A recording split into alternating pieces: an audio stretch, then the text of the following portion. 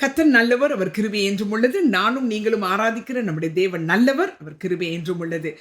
ரோமர் 12ஆம் அதிகாரம் 2ஆம் வசனத்திலே சொல்லப்படுகிறது, நீங்கள் இந்த பிரபஞ்சத்திற்கு ஒத்த வேஷம் தெரியாமல் தேவனுடைய நன்மையும் பிரியமும் பரிபூர்ணமான சித்தம் இன்னதென்று பகுத்தறியத்தக்கதாக உங்கள் மனம் புதிதாகிறதுனாலே மறுரூபமாகுங்கள்.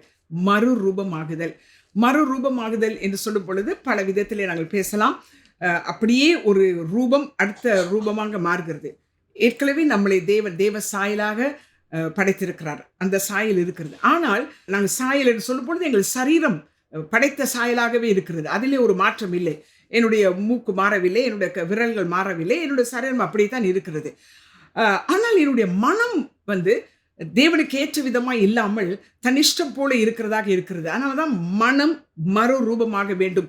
அந்த மனம் மறுரூபமாகுவதே என்ன திரும்ப சொல்லுகிறார்? புத்தி உள்ள ஒரு ஆராதனை என்றால் என்ன நினைப்போம்? நன்றாக பாடி ஸ்டேஜில் நின்று ஆடி பாடி பெரிய இந்த நாட்களெல்லாம் ஆராதனையை குறித்து பல விதமாக நாங்கள் பார்க்கிறோம், பேசப்படுகிறது. ஆனால் இங்கே என்ன சொல்லுகிறார்? புத்தி உள்ள ஆராதனை என்ன என்றால் நம்முடைய மனம் மறுரூபமாக வேண்டும். இந்த மனதை குறித்து நாங்கள் பார்ப்போம் என்றால் சைக்காலஜியில் நீங்கள் பார்த்தீங்கன்னா 50,000 எண்ணங்கள் ஓடிக்கொண்டே இருக்கிறதா மனதிலே.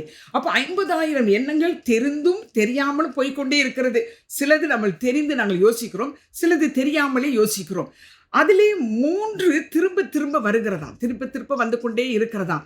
இந்த 3 காரியங்கள் என்ன என்றால், நம்முடைய பரிசுத்த வேதாகமத்தில் பார்ப்போம் என்றால் பாவம், சாபம், வியாதி.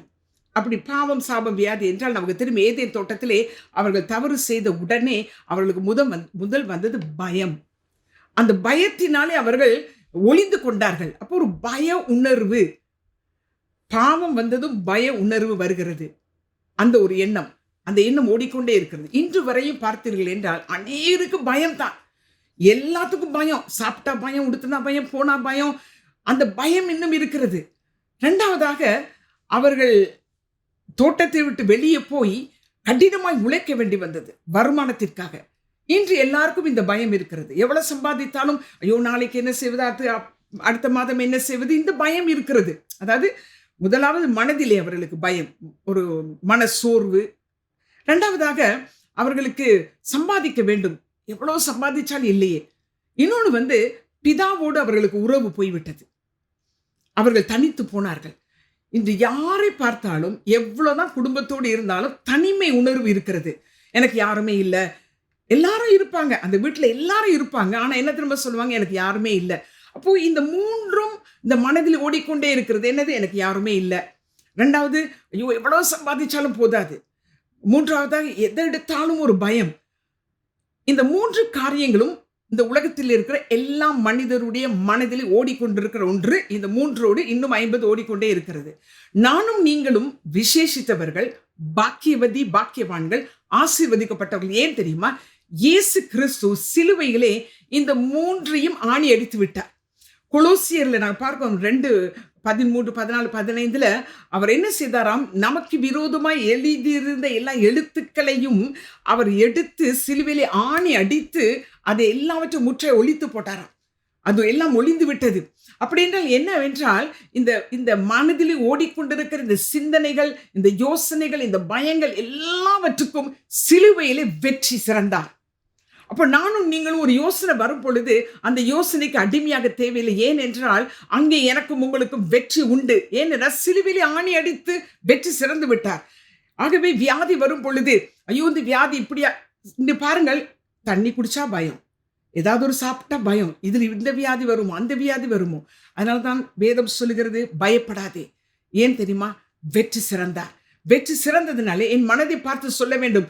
தாவீது சொல்லுகிறார் அல்லவா, என் ஆத்துமாவே நீ கலங்காதே, என் ஆத்துமாவே நீ பயப்படாதே சொல்லிட்டே இருக்கிறார் அல்லவா. நானும் நீங்களும் சொல்ல வேண்டும், என் ஆத்துமாவே நீ பயப்படாத, நீ கலங்காத. உனக்கு பயம் வருதா? வியாதியை குறித்து, வருமானத்தை குறித்து பயம் வருகிறதா? சூழ்நிலைகளை குறித்து உனக்கு பயம் வருகிறதா? பயப்படாத. ஏன் என்றால் சிலுவையிலே இயேசு வெற்றி சிறந்தார். ஆகவே என்னுடைய மனம் பதறவே தேவையில்லை, மனம் கலங்கவே தேவையில்லை. மனதை நாங்கள் என்ன திரும்ப சொல்லணும்? அமர்ந்திரு. அந்த ஒரு வசனம் இருக்கிறது, ஒரு பிள்ளை தாய்ப்பாலுக்காக அழுது களைத்து போய் அமைதியாய் இருந்தது போல என் ஆத்துமா அமைதியாய் இருக்கிறது. நானும் நீங்களும் அழுது அழுது அமைதியா இருக்க தேவையில்லை. விசுவாசித்து சிலுவையிலே வெற்றி சிறந்தார் என்று விசுவாசித்து மனம் கலங்கும் பொழுதெல்லாம் மனதை பார்த்து சொல்ல வேண்டும், நீ கலங்காதே, நீ அமைதலாயிரு, கர்த்தர் பார்த்து கொள்ளுவார். ஆகவே நானும் நீங்களும் பாக்கியவான்களாயிருக்கிறோம். இந்த நாளிலே மறு ரூபம் அடையும்படிக்கு நாம் என்ன செய்தாலும் விசுவாசத்தோடு என் தேவன் எனக்காக வழக்காடுவார், என் தேவன் எனக்காக செய்வார் என்கிற விசுவாச வார்த்தைகளை சொல்ல வேண்டும். ஒன்று வைத்துக் கொள்ளுங்கள், மனதை மறுரூபமாக்க வேண்டும் என்றால் மலையின் மேல போய் உட்கார்ந்தா சரி வராது, ஆத்தங்கரையில போய் உட்கார்ந்தா சரி வராது, எங்கேயோ ஒரு வாட்டர் ஃபால்ஸ்ல போய் உட்கார்ந்துட்டு இருந்தா சரி வராது.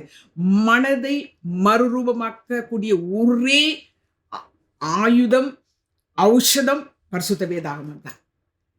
இந்த வார்த்தை தான் என் மனதை பரிசுத்தமாக்கும். இந்த வார்த்தை தான் என்னை மறுரூபப்படுத்தும். ஆகவே தான் இது கண்ணாடி என்று சொல்லுகிறார்.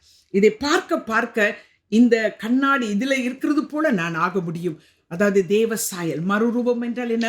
தேவ சாயல். மணவாளனாகி இயேசு சீக்கிரம் வரப்போகிறார். மணவாட்டியாக நாங்கள் மனம் மாறுவோம். அதாவது எங்களுடைய சாயல் வெளி சாயல் அல்ல, எங்களுடைய ஆத்மா, எங்களுடைய ஆவி, எங்களுடைய எண்ணங்கள் மாறட்டும். இந்த நாளிலே கர்த்தர் உதவி செய்வார். மனம் மாற முடியவில்லை, மனதிலே இன்னொன்று பாருங்க, மனம் குழம்பி விட்டால் முழு சரீரம் குழம்பி விடும். ஒரு செய்தியை கேட்கிறோம் வைங்களேன், தேவையில்லாத ஒரு செய்தியை கேட்டா உடனே மனம் குழம்பி விடும். மனம் குழம்பிட்டு சும்மா இருக்காது, இருதயத்தை படப்படக்க வைக்கும். இருதயம் படப்படுத்த உடனே வயிறு வலிக்கும், வயிறு வலிச்ச உடனே எல்லாம் முழு பிளட் சர்க்குலேஷனும் என்னவோன்னு பண்ணிரும். அப்புறம் பிரஷருமோ சுகருமோ கொலஸ்ட்ராலுமோ இதெல்லாம் கொண்டு வர்றது எதுக்கு காரணம் என்ன? மன சஞ்சலப்படுகிறது, மனம் பயப்படுகிறது. ஆனால் வேதம் சொல்லுகிறது, உன் மனம் பயப்படவே வேண்டாம், மனம் தளரவே வேண்டாம், ஏனென்றால் நான் உன்னோடு கூட இருக்கிறேன். அவர் நம்மளோடு கூட எப்படி இருக்கிறார்? வார்த்தை வடிவில் இருக்கிறார். ஆகவே இன்று யாராகிலும் நீங்கள் மனம் சோர்ந்து மனம் உடைந்து எதிர்பார்ப்பே இல்லாமல் இருப்பீர்கள் என்றால் இன்று உங்களுக்கு ஒரு நல்ல செய்தி. நம்மிடத்தில் இருக்கிற பரிசுத்த வேதாகமும் ஒவ்வொரு வார்த்தையும் என்னையும் உங்களையும் உயிர்ப்பிக்கும், எங்கள் மனதை பலப்படுத்தும். எங்கள் மனம் பலன் அடைந்தால் நானும் நீங்கள் பலனோடு இருந்து சமாதானத்தோடு வாழலாம், இளைப்பாறுதல் உண்டாகும். இந்த நாளிலே தேவன் தாமே எங்கள் மனதிலே இளைப்பாறுதல், எங்கள் இருதயத்திலே இளைப்பாறுதலை தந்து எதை செய்தாலும் சாந்தத்தோடும் சமாதானத்தோடும் செய்ய தேவன் அனுகிரகம் செய்வாராக. கர்த்தர் தாமே உங்களை ஆசீர்வதிப்பாராக. தேங்க்யூ.